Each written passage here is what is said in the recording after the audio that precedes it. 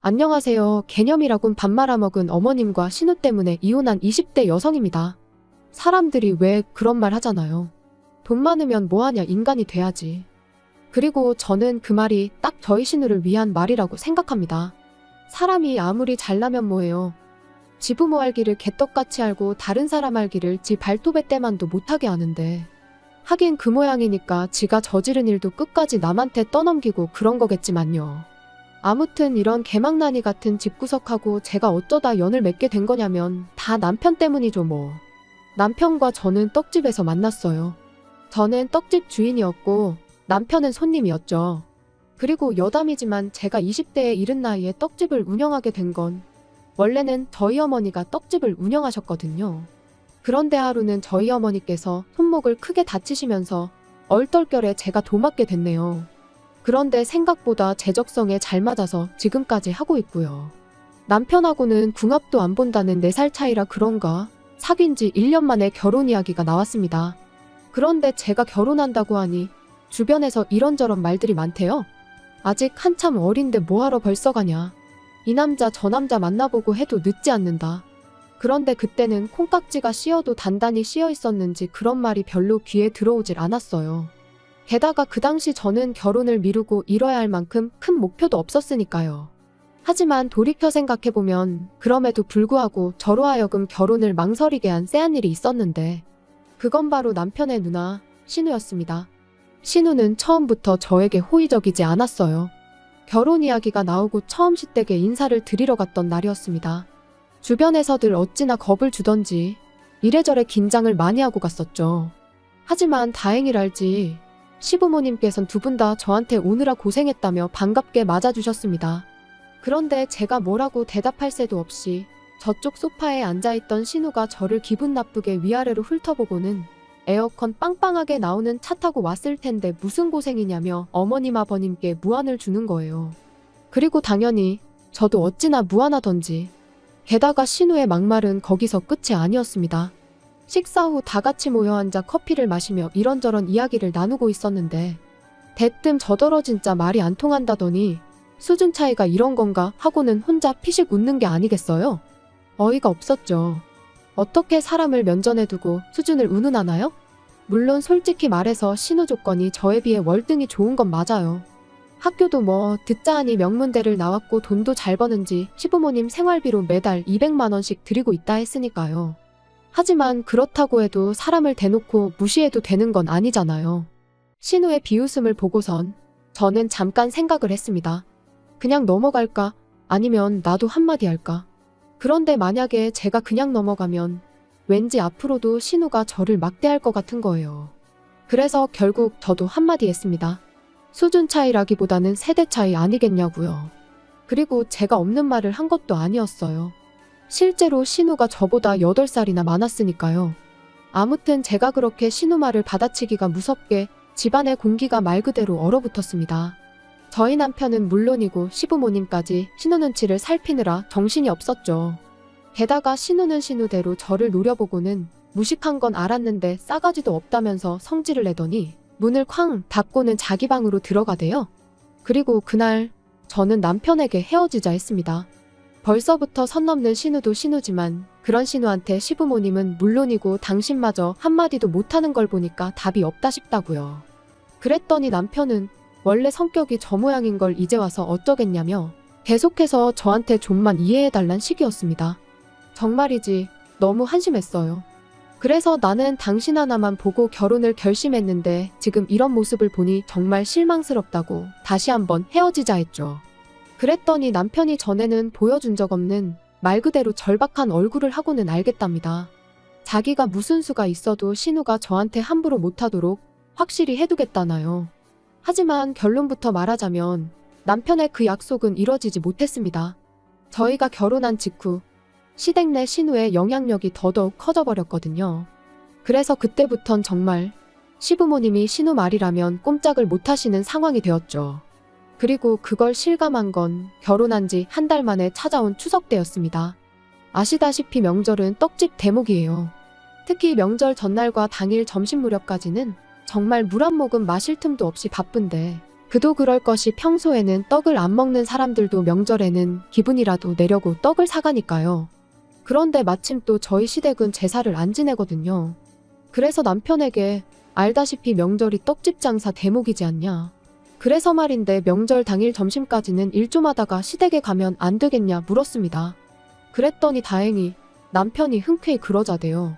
원래 시댁은 명절에 음식 같은 것도 안 한다면서요. 그래서 남편에게 하나 더 부탁을 했습니다. 당신이 어머님께 전화해서 얘기 좀 잘해달라고 말이죠. 그리고 그렇게 부탁을 한 건 제 나름대로 합당한 이유라고 생각했지만 그래도 어머님한테 미운 털 박힐까 걱정이 됐거든요. 그리고 마침내 명절 당일 그날도 새벽부터 일어나 열심히 일을 하고 있었는데 신우한테 전화가 걸려왔습니다. 그런데 어찌나 이른 시간이던지 그래서 저는 솔직히 무슨 급한 일이라도 생긴 줄 알았어요. 하지만 신우는 그저 짜증스러운 목소리로 다짜고짜 언제 오냐는 소리만 해댈 뿐이었습니다. 그리고 전 어머님께 못 들으셨냐 오늘 점심 장사까지 하고 간다고 대답했는데 신우가 저더러 미쳤냐대요. 어디서 배워먹은 버르장머리길래 명절 당일날 온다는 말을 그렇게 뻔뻔하게 하느냐고. 너 우리 집이 웃음냐는 거예요. 그리고 기가 막혀서 순간 말이 안 나왔는데 그 사이에 상대가 신우에서 어머님으로 바뀌어서는 어머님까지 화를 내기 시작하셨습니다. 네 친정에서 그렇게 가르쳤냐 벌써부터 우리 집을 무시하냐. 분명히 남편이 어머님이랑 통화 잘했다고 했고 어머님이 허락하셨다고 했는데 왜 이러시나 싶은 게 어안이 벙벙하더라고요. 통화가 끝나기가 무섭게 그 길로 남편에게 쫓아갔습니다. 그리고 남편에게 좀 전까지 신우와 어머님이 저에게 퍼부은 막말을 들려줬지요. 그랬더니 남편이 정말 황당하단 표정으로 저를 보면서 오히려 왜 그러냐며 이유를 묻는 거예요. 그래서 낸들 알겠냐고 정말 짜증난다 했더니 자기가 좀 짚히는 구석이 있답니다. 그리고는 미안하다면서 집에 가면 알게 될 건데 너무 충격받지 말라나요? 그리고 그렇게 점심 장사를 마치고 시댁으로 향하는데 솔직히 기분이 너무 안 좋았어요. 친정 부모님하고는 내내 장사만 하고 정작 아침부터 밥 한 끼 제대로 먹지도 못했는데 정작 오라고 기다리는 것도 아니고 욕이나 하는 사람들을 보려고 가야 하는 제 신세가 참으로 서글프다 싶었죠. 그래서 가는 내내 차 안에서 눈물을 얼마나 쏟아냈는지. 그리고 그 서러운 마음이 다 가라앉기도 전에 시댁에 도착했는데 오느라 고생했다 뭐 그런 말은 고사하고 오히려 본체만 채 그냥 없는 사람 취급을 하더라고요. 그뿐인가요?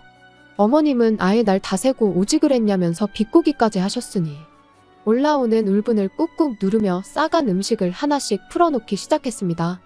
어쨌든 처음 같이 보내는 명절이니 어떻게든 잘 버텨봐야지 그런 마음으로요. 그런데 그때 신우가 옆에 와선 힐끗 보더니 장사하고 남은 거 싸온 거냐면서 이상한 냄새가 난다고 호들갑을 떠는 거예요. 그리고 그 모습까지 보고 나니 솔직히 저도 더는 가만히 있을 수가 없었습니다. 그래서 저도 가져간 음식을 도로 치우면서 먹기 싫으면 안 먹으면 그만이지 왜 말을 그렇게 하냐고 쏘아붙였죠. 그랬더니 너 지금 나 가르치냐 네가 뭔데 나를 가르치냐. 혼자 아주 난리가 났더라고요. 그리고 저도 그때는 이러다 머리채 잡아도 난 모른다는 각오였는데 어디선가 어머님이 불이 나게 저희들 사이로 뛰어오셔서는 왜들 그러냐며 그만둬라 하시더니 제 손목만 잡아채시곤 얘기 좀 하자며 방으로 저를 끌고 들어가셨습니다. 그리고 제가 너무 억울하고 분해서 이 손 놓으시라고 하자마자 어머님께서 생각지도 못한 행동을 보이셨어요. 어머님이 방문을 잠그시더니 제 손을 양손으로 꼭 쥐시고는 미안하다 하셨거든요. 신우 성격이 별나서 그런 거니 저더러 좀 참으라고요. 그리고는 치사하고 더러워도 어쩌겠냐면서 집에 왔을 땐 그냥 신우 말이라면 내내하고 비위 좀 맞춰주라고. 그래야 당신이 편하다는데 이게 다 무슨 소린가 싶대요. 그리고 제가 상황 파악을 하느라 정신이 없던 와중에 어머님은 다시 큰 소리로 마치 밖에 있는 신우가 들으라는 듯이 너 왜 네 신우를 열받게 하냐며 저한테 호통을 치셨습니다. 말 그대로 생쇼를 하신 거지요. 그리고 그 멍청한 생쇼를 한 10분쯤 하고 나왔더니 신우가 실실 웃으면서 저를 쳐다보대요. 한 손엔 제가 가져온 떡을 들고서 말이죠. 그리고 이후로도 시댁에선 멍청한 생쇼가 번번이 반복되었고 그럴 때마다 정말 현타가 장난이 아니었어요. 하지만 어머님도 남편도 제가 그래야 가정의 평화가 유지된다 하니 참으로 기가 막힐 뿐이었습니다. 그리고 사실 저도 저지만 저는 어머님이 너무 불쌍하더라고요. 생활비 때문에 딸 눈치를 보느라 생쇼를 하시는 그 심정이 오죽할까 싶어서요. 그리고 아닌 게 아니라 어머님이 먼저 저에게 신우흉을 보는 일도 많았습니다. 딸이나 되니까 참고 살지. 정말 치사하고 더럽다면서 말이죠. 그리고 이제 와서 말이지만 어머님이 신우흉을 보실 때면 저는 마치 제가 어머님과 한편처럼 느껴졌고 그럴수록 신우는 더 얄밉게 보였거든요. 그런데 결국 세 사람 중 제일 멍청하고 한심한 사람은 저였어요. 어머님한테 결국 저는 딸인 신우와는 비할 수 없는 하찮은 존재나 다름없다는 걸 알게 되었으니까요. 제가 신우 말이라고 해도 고분고분 들어주지 않는다는 걸 알게 되신 시부모님께선 언젠가부터 시댁에 저를 자주 오게 하지 않으셨습니다. 그리고 저로서는 그런 시부모님의 조치가 무척 만족스러웠지요. 그런데 그날은 어째서인지 기니 할 이야기가 있어서 그러니 남편하고 주말에 내려오라며 연락을 해오셨더라고요. 그래서 토요일 아침 남편과 같이 시댁에 갔는데 해가 서쪽에서 뜬 것도 아니고 웬일로 신우가 현관문을 다 열어주면서 오느라 고생했다는 말을 하는 거예요. 게다가 그뿐만이 아니었습니다. 제가 평소처럼 부엌으로 향하니 아니라고 자기가 갖다 주겠다며 저더러 소파에 앉아서 쉬고 있으라나요? 사람이 죽을 때가 되면 하는 짓이 달라진다더니 어디가 아픈가 싶고 별 생각이 다 들었죠. 그리고 아니나 다를까 어머님이 얘기 좀 하자시더니 다짜고짜 부탁할 게 있다며 이유불문하고 저희가 들어줬으면 좋겠다셨습니다. 그래서 도대체 무슨 일이시냐 일단 말씀을 해보셔라 하니까 잠깐만 기다려라 하시더니 안방문을 두드리시며 나오라고 하시대요. 그리고 그렇게 안방에서 나온 건 5살 정도 돼 보이는 신우랑 저희 남편을 쏙 빼닮은 어린 남자아이였어요. 그래서 제가 설마 하는 눈빛으로 남편을 쳐다보니 저더러 무슨 생각을 하는 거냐면서 자기 애 아니라는 거예요. 그리고 알게 된 사실은 충격이었습니다. 신우가 몇 년 전 회사 일로 외국에서 한동안 지냈었는데 그때 꽤나 자유분방한 생활을 했었던 모양이더라고요. 연애도 하고 동거도 하고 애도 낳고 그런데 이제 애를 맡아 키우던 아빠란 사람이 사고로 죽었대요. 그래서 그 아빠란 사람 가족들이 이제 신우더러 키우라고 애를 데리고 왔다나요? 무슨 드라마에서나 볼 법한 이야기를 듣고 있자니 이건 뭐 말이 안 된다 싶은 게 현실감이 하나도 없었어요. 그런데 그때 어머님께서 이제 상황 파악이 좀 되느냐며 하시는 말씀이 그래서 말인데 애를 저희 호적에 올려달랍니다. 미혼인 신우 호적에 올릴 수는 없지 않냐면서요. 어이가 없었어요. 그게 부탁한다고 들어줄 일이 아니잖아요. 그래서 당연히 고민할 것도 없이 안 된다고 했습니다. 그리고는 당신도 무슨 말이라도 해보라는 표정으로 남편을 쳐다봤는데 글쎄 이 인간이 한다는 말이 애 하나 우리 호적에 올린다고 우리가 큰 피해를 입고 그러는 건 아니지 않냐.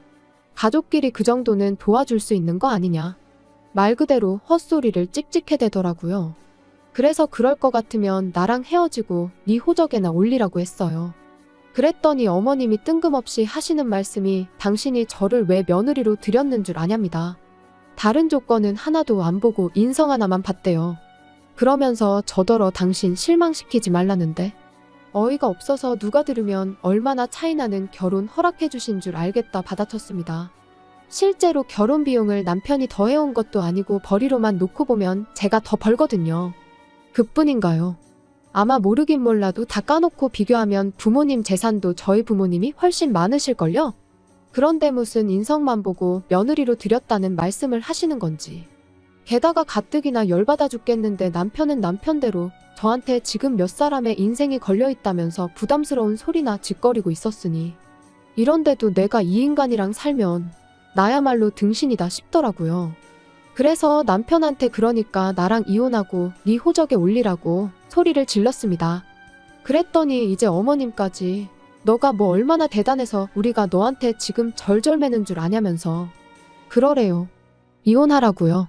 그래서 저도 뭐 뒤도 안 돌아보고 제 가방하고 차키만 챙겨서 나왔는데 남편이 불이 났게 쫓아나와서는 정말 왜 이렇게 일을 크게 만드냐면서 호적에 올리라는 거지 대신 키워주라는 것도 아닌데 너무 예민하게 굴지 말라는 거예요. 어이가 없었죠. 그래서 됐다고 너랑 더는 말 한마디도 섞고 싶지 않으니 이 손 놓으라고 했습니다. 그리고는 가서 네 누나가 싸질러 놓은 똥이나 치우면서 살라니까 지도 더는 할 말이 없는지 아무 말도 안 하고 입술만 잘근잘근 깨물더라고요. 그리고 결국 며칠 뒤 남편에게 다시 연락이 와서는 정말 이혼밖에 방법이 없겠냐대요. 자기가 그렇다고 누나랑 엄마를 버릴 수는 없지 않냐면서요. 남편다운 말이었어요. 그래서 결국 이혼했습니다. 협의 이혼이라 생각보다 일은 쉽게 진행됐지요. 그리고 남편이 나름대로 그간 자기 누나랑 엄마 때문에 제가 마음고생한 건 알고 있었다면서 미안하다더니 재산 분할할 때 양보를 좀 하더라고요. 물론 같이 산 세월도 얼마 안 되고 그래서 공동재산이랄 것도 많이 없긴 했지만요. 그리고 마지막 만났을 때 하는 말이 애는 시부모님 호적에 올리기로 했답니다. 그래서 저도 모르게 그게 정말 되냐고 물었거든요. 그랬더니 잘난지 누나가 어디서 방법을 알아왔다나요. 아무튼 그래서 이혼도 했고 지금은 떡집이래만 말 그대로 올인 중입니다. 지나간 시간을 생각하면 처음부터 결혼을 하지 말았어야 한다는 후회도 들지만 이제와 후회 한들 저한테 득될 것도 없고 그래서 인생 공부했다 생각하고 정신승리 중이에요. 어떻게 마무리해야 하나 싶은데 아무튼 하루하루 또 최선을 다해 살다 보면 좋은 날이 오지 않을까요?